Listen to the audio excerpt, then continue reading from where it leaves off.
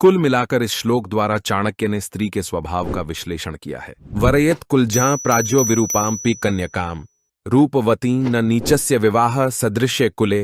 बुद्धिमान व्यक्ति को चाहिए कि वह श्रेष्ठ कुल में उत्पन्न हुई कुरूप अर्थात सौंदर्यहीन कन्या से भी विवाह कर ले, परंतु नीच कुल में उत्पन्न हुई सुंदर कन्या से विवाह न करे। वैसे विवाह अपने समान कुल में ही करना चाहिए। आचार्य चाणक्य ने यह बहुत सुंदर बात कही है। शादी विवाह के लिए सुंदर कन्या देखी जाती है। सुंदरता के कारण लोग न कन्या के गुणों को देखते हैं न उसके कुल को। ऐसी कन्या से विवाह करना सदा ही दुखदायी होता है, क्योंकि नीच कुल की कन्या के संस्कार भी नीच ही होंगे। उसके सोचने, बातचीत करने या उठने बैठने का स्तर भी निम्न होगा, जबकि उच्च और श्रेष्ठ कुल की कन्या का आचरण अपने कुल के अनुसार होगा, भले ही वह कन्या कुरूप व सौंदर्यहीन हो। वह जो भी कार्य करेगी उससे अपने कुल का मान ही बढ़ेगा, और नीच कुल की कन्या तो अपने व्यवहार से परिवार की प्रतिष्ठा ही बिगाड़ेगी। वैसे भी विवाह सदा अपने समान कुल में ही करना उचित होता है, अपने से नीच कुल नहीं। यहां कुल से तात्पर्य धन संपदा से नहीं, परिवार के चरित्र से है।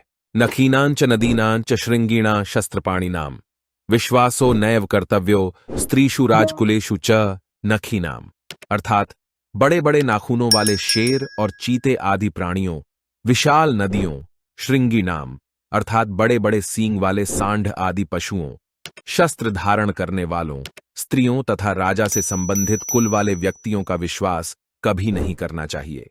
बड़े बड़े नाखूनों वाले हिंसक प्राणी से बचकर रहना चाहिए। न जाने वे कब आपके ऊपर हमला कर दें। जिन नदियों के पुश्ते अथवा तट पक्के नहीं, उन पर इसलिए विश्वास नहीं किया जा सकता कि न जाने उनका वेग कब प्रचंड रूप धारण कर ले और कब उनकी दिशा बदल जाए, न जाने वे और किधर को बहना प्रारंभ कर दें। इसलिए प्राय नदियों के किनारे रहने वाले लोग सदैव उजड़ते रहते हैं। बड़े बड़े सींग वाले सांड आदि पशुओं का भी भरोसा नहीं है। कौन जाने उनका मिजाज कब बिगड़ जाए। जिसके पास तलवार आदि कोई हथियार है, उसका भी भरोसा नहीं किया जा सकता, क्योंकि वह छोटी सी बात पर क्रोध में आकर कभी भी आक्रामक हो सकता है।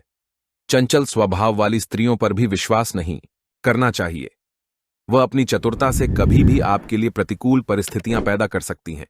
इस तरह के कई उदाहरण प्राचीन ग्रंथों में मिल जाएंगे।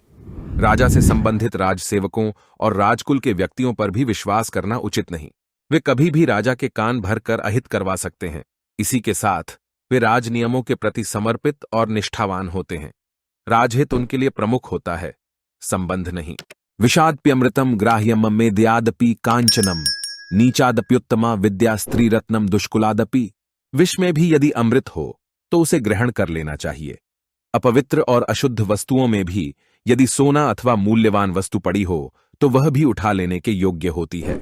यदि नीच मनुष्य के पास कोई अच्छी विद्या, कला अथवा गुण है तो उसे सीखने में कोई हानि नहीं।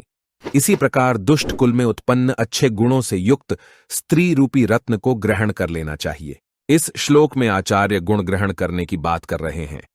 यदि किसी नीच व्यक्ति के पास कोई उत्तम गुण अथवा विद्या है तो वह विद्या उससे सीख लेनी चाहिए।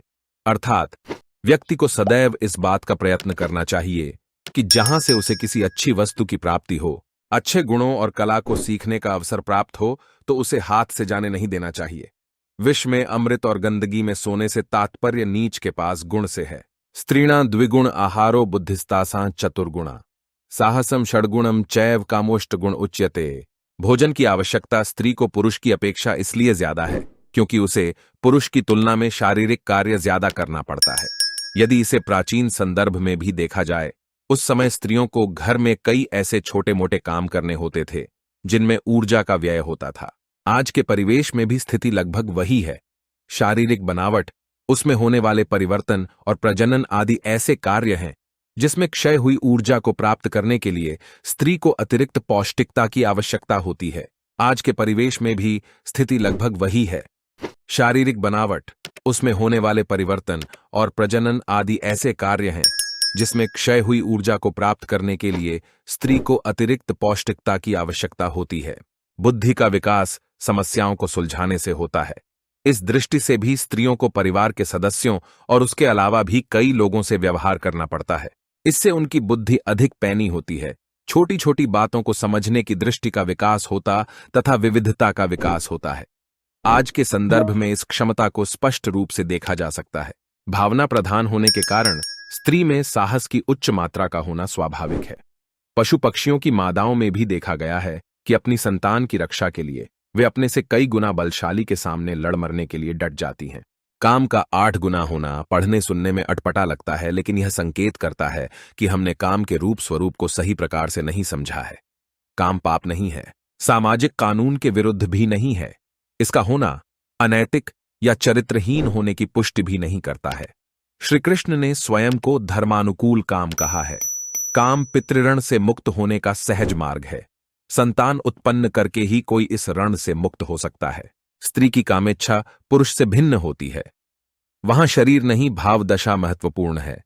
स्त्री में होने वाले परिवर्तन भी इस मांग को समक्ष लाते हैं, स्वाभाविक रूप में, लेकिन स्त्री उसका परिष्कार कर देती है, जैसे पृथ्वी मैले को खाद बनाकर जीवन देती है। इसे पूरी तरह से समझने के लिए आवश्यक है कामशास्त्र का अध्ययन किया जाए। कुल मिलाकर इस श्लोक द्वारा चाणक्य ने स्त्री के स्वभाव का विश्लेषण किया है।